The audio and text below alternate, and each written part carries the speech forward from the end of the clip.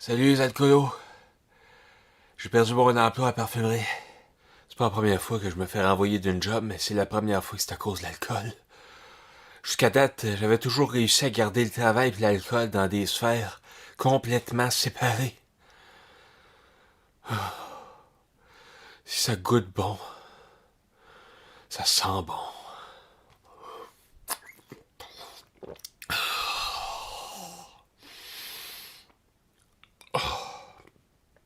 C'est pas toujours vrai, mais quand on vend du parfum, je connaissais pas de meilleure façon de déterminer la qualité des produits que je voulais proposer à ma clientèle que d'en boire un petit peu. Je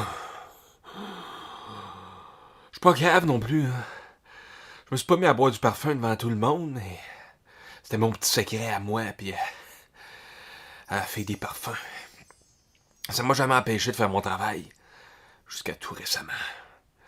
Faut dire que l'alcool dans le parfum est pas mal fort. Si je bois plus que quelques petites gouttes, ça me monte vite à la tête. Au début, j'étais vraiment poche pour vendre du parfum. Je choisissais toujours les mêmes fragrances fourre-tout. Mes clients et mes clientes, ils étaient bien contents, mais rien pour leur faire dire « wow ».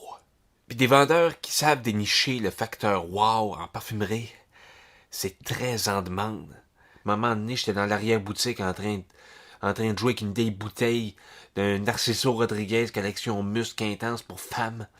Je sais pas ce qui m'est passé par la tête, mais j'en ai bu une gorgée. Puis c'est là que j'ai compris ce que c'était un vrai de vrai bon parfum.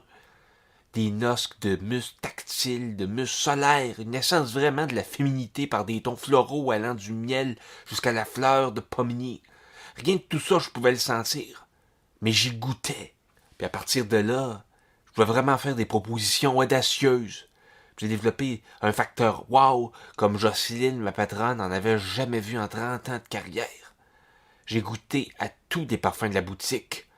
Je connaissais notre inventaire sur le bout de ma langue. Vers la fin, j'étais tout le temps un peu saoul. Mais j'étais dans la zone. Je vendais en malade. Je me suis brûlé les ailes. Puis un beau jour, j'ai commencé la journée en buvant la moitié d'un maison Francis Curdudian.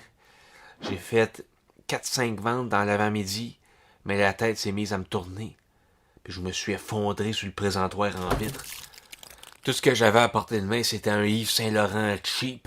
Je m'en suis poussé dans la bouche. Devant Jocelyne, qui à ce moment-là a compris certaines choses dont elle se doutait déjà. Il n'y a aucun facteur wow qui peut justifier pour une parfumerie de garder un vendeur qui boit de la marchandise. En tout cas, Jocelyne, elle m'a quand même donné en me renvoyant une eau d'Adrien de Nick Goutal. C'est un parfum qui vaut 150 pièces. Elle m'a fait lui promettre de pas le boire. Mais c'est trop dur de pas résister. Ça goûte tellement bon. Gorgé d'abrume, note subtile de cédra et de cyprès, j'ai l'impression d'être en Sicile quand je bois mon eau d'Adrien d'Annick Goutal.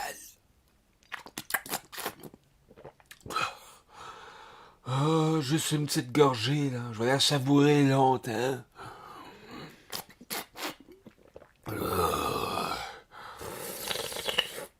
Moi, si jamais je fais un parfum, ça va être un parfum à boire qui va s'appeler 1000 millions d'éternités.